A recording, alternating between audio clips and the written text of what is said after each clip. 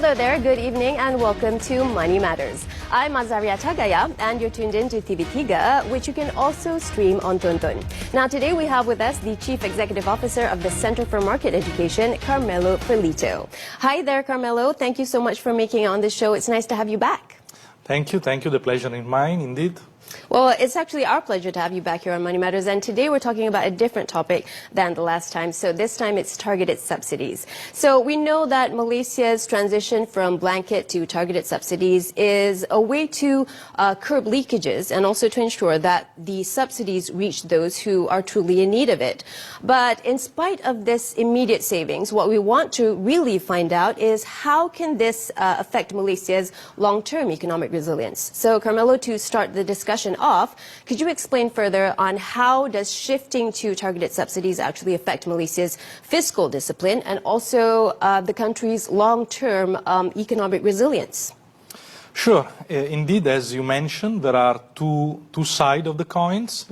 One is indeed, and is the one, the most immediate effect, which is to try to help the fiscal position of Malaysia. This is very much needed. Not only for the fiscal position in itself, but also to insert, let's say, the mentality that helps and expenditure should reach really those that are in need. So this is let's say, the general framework within which targeted subsidies are implemented. The second is much more general, and let's say bring us back to an essential point from economic theory, which is distorting price is wrong. So subsidies were wrong in the first place. And why is that? Because people in the economic system makes decisions according to the signals that they receive in the market. And these signals are delivered through the price mechanism. Okay? So when we read prices, it's like if we are listening to a radio, okay? And we are listening to a song. The moment in which we insert distortions in the price mechanism through subsidies, through ceilings, through floors of prices, then it's like jamming the signal. So we can't really understand which song we are listening to. And therefore, the economic decisions we take can be misplaced. So we had this system in place for several decades. And unfortunately, this has built an economic structure which relies on that.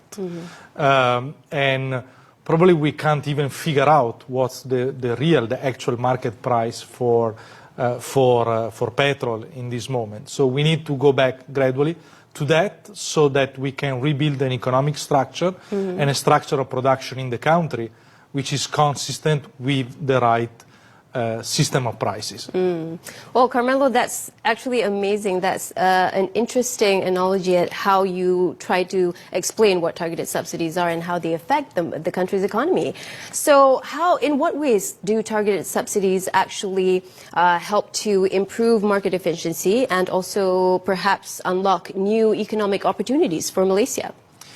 The point is that going from blanket subsidies to targeted subsidies is a step toward going toward prices, in the case of petrol, in example, that are determined by markets. And prices that are determined by markets are the right prices, are the only real prices, and therefore put the economic agents, consumer producers, in the position to make their economic choices according to real prices and not fake prices. And this is one side. The other point is that indeed blanket subsidies have a very weak spot, which is that they benefit everybody independently from the income of the people. So obviously going in the direction to assist those that are really in the needs is according to the basic principles of equity. Going there will be complicated. It will be painful because this system has been in place for a long time. So to find the right mechanism, I think will imply some trial and error there. We can't think to get it right immediately. I have my ideas on how to do it. Probably other economists have different ideas. But we may all be wrong, or let's say there may be a part of truth in any vision. And that's why I suggest to start small, to make trials and errors until the system is actually fine-tuned. All right, wonderful. Now, how does this policy shift actually support price stability while at the same time not disrupting the consumer's purchasing power? Well, in the beginning, depending on how the targeted system will be implemented, we can't avoid some pricing shock. Yeah? That's why the system needs to be implemented gradually. But then, how to attempt to minimize that shock? Let's make an example. Price shocks are less shocking, let's say, if you have an alternative and if you can shift your consumption toward a similar product that give you at a cheaper price a similar level of satisfaction. Okay? Today you use this wonderful jacket. Let's say if the prices of that jacket for some reason goes up, you will suffer less if you have similar products at a better price. So my point is that we can be ready to shift toward targeted petrol subsidies if we give people the possibility not to use the car. Because ultimately that's the real point. If people don't have an alternative to using the car and therefore to pump petrol in their car to commute on their daily basis, then the impact of the rationalization will be, at least initially, quite painful in general. We have to be honest on that. Yeah, I see. But then that impact can be mitigated if we have a system of public transportation, in example, in place, where people can have an alternative to their daily commuting necessity. Yeah, so that's the real point. So using the savings that come out of this rationalization to give people an alternative mode of transportation, to rethink completely urban mobility, which also has other spillovers in terms of sustainability, environmental respect, and etc. Yeah, so we can have a more stable environment if we have a viable alternative for the consumer. That's what you're saying. Okay, so we also want to find out how this affects SMEs and how they can actually adjust to this situation. But it's time for us to go for a short break. So we'll be back after this, more with the Chief Executive Officer of the Center for Market Education, Carmelo Ferlito, when Money Matters comes back.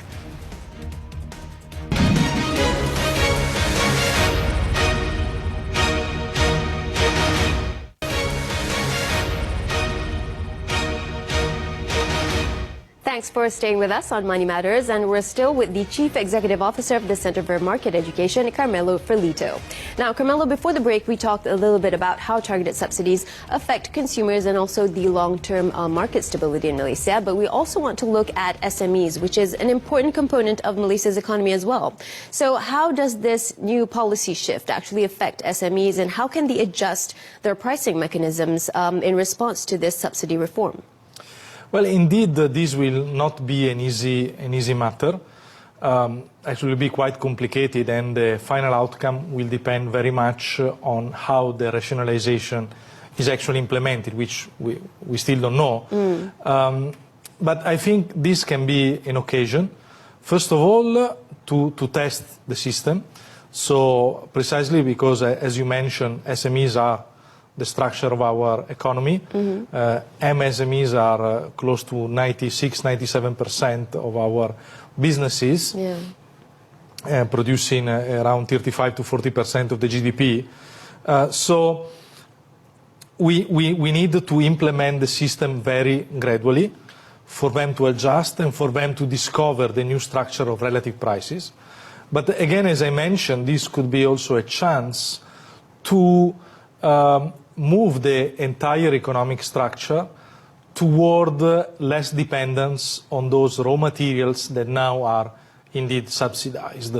So we should take this occasion to create that alternative that I mentioned before, which is valid for consumers, but which is valid for producers as well, which in terms of energies are consumer in the same way in which final consumers like us are. Yeah, definitely. Now, how, moving back to consumers, as you mentioned, how does this policy shift actually, how is it expected to affect the different income groups in Malaysia? And how will this give an impact on Malaysia's overall economic activity?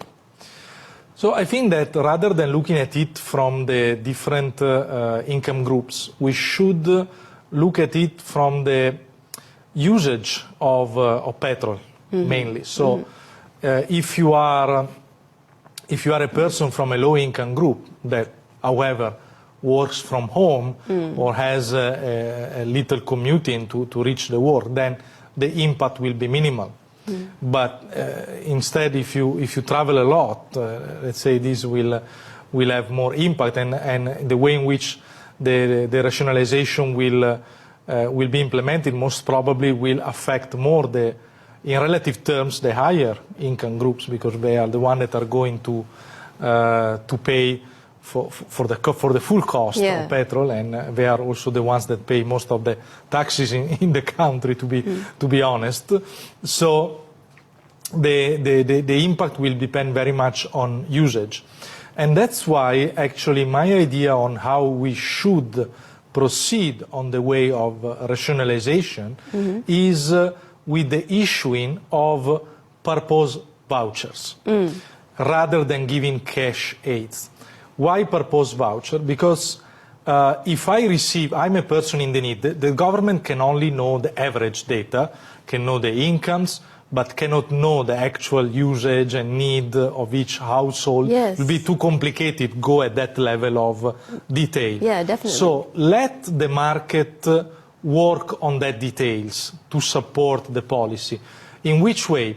In the way that if I'm a person that deserves the subsidy, I receive the voucher, but let's say I don't need it because I work from home or I have less commuting. So I find myself in the hands a voucher which I can't use because I don't use the car or I don't have the car. So I may sell it to you that maybe need more subsidy than the one that you are actually receiving for whatever reason. Obviously, it doesn't make sense for me to sell it at the price which is the same that the price at the pump, because then you will go directly to the pump, but I can sell it at a discount. I have 100 ringgit of voucher, which I can sell to you at 50 ringgit.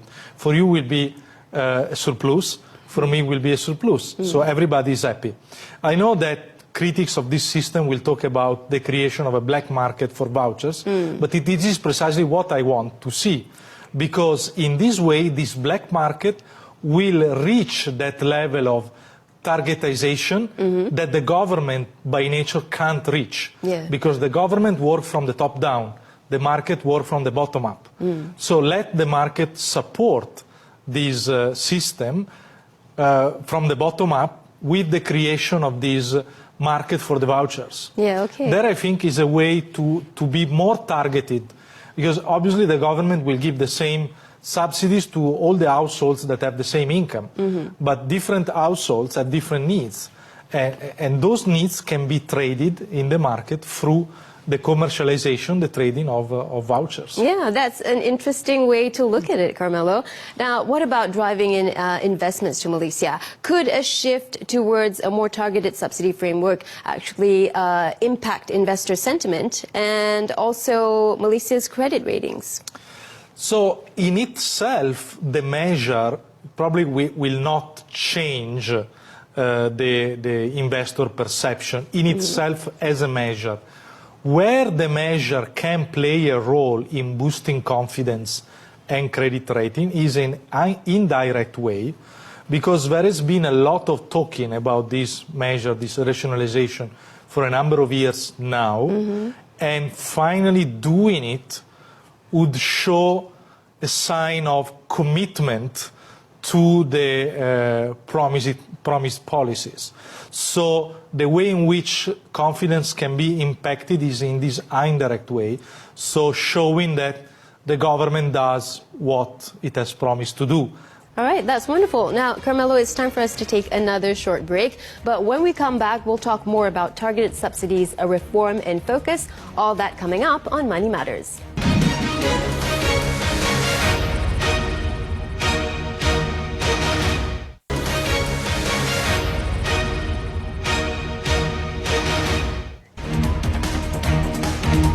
You are back with us on Money Matters, and we're speaking to Carmelo Ferlito, the Chief Executive Officer of the Center for Market Education, and we're talking about targeted subsidies. Now, Carmelo, moving on to the last segment of the show, we want to find out what other countries have implemented targeted subsidies successfully and what Malaysians can learn from this. What lessons are in it for Malaysia?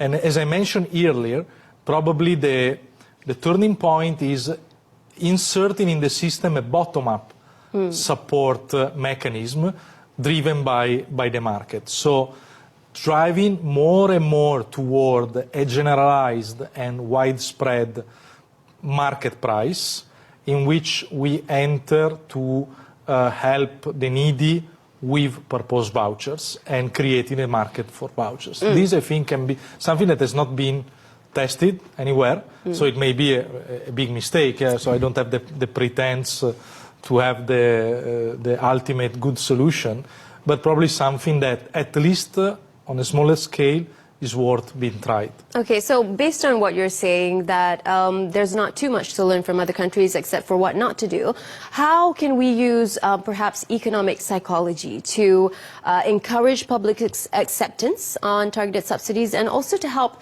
smoothen the transition process for Malaysia as a whole? Well, you see, rather than economic psychology, I would say is important communication. The right way to communicate the things, and education. Trying to explain why subsidies were wrong in the very first place and why we are moving away from them and the benefit that in general for the economy this can bring. This, I think, will be the biggest challenge, together with showing a commitment, as I mentioned earlier, to give an alternative so that the people knows, okay, now we have a more expensive petrol, but maybe we don't need to use that petrol. So that will be very much the key in the success for this transition. All right. So to enhance Malaysia's economic competitiveness in the long run, if we move away from subsidy rationalization, what other structural reforms can Malaysia apply to improve our economy? Malaysia is a small country, okay? Small market, surrounded by giants like Indonesia, Vietnam, which are still growing, where markets are less saturated, where they have more availability of labor, where the market is bigger. So what Malaysia can offer to investors that these countries cannot yet offer is a solid institutional framework which is welcoming investment with less red tape, with less regulation and more business-friendly ecosystem. This is where Malaysia can really win the game, recognizing that is where the competitive advantage of the country is, together with pursuing an aggressive strategy of free trade. While the world is moving in a different direction, Malaysia can, right now, in the moment in which Malaysia is chairing ASEAN, send out a message that benefit for the people will come from international free trade. Okay, so in terms of educating the public about targeted subsidies, where do we stand at the moment right now, and how can we improve the public's acceptance about targeted subsidies and the rationalization as a whole? I think that the missing point at this moment is knowing how the system will be implemented, the mechanism itself. So we've done a lot of talking about this. We all recognize that it's something that must be done. And I understand from the policymaker perspective that doing it is a big headache. So to find the right mechanism is difficult. But sooner or later we have to come out by communicating how we think we are going to do that. Because I think that the people are a little bit in the darkness, in the mist, about how the system will work and what will be the immediate impact on their pockets. Ultimately, that's what matters for the people in the street. Yes, yes, indeed. I like the way you put it, not in the dark, but in the mist, knowing somewhat a little bit about what's going to happen. Well, I guess with everything, time will tell, and we'll see in the future how this actually applies to Malaysia's economy. Well, Carmelo, it's been a wonderful time talking to you. Thank you so much for sharing with us and shedding some light on this topic today. Thanks to you. It was really a big pleasure. Thank you. Thank you again. Well, that was the Chief Executive Officer of the Center for Market Education, Carmelo Ferlito.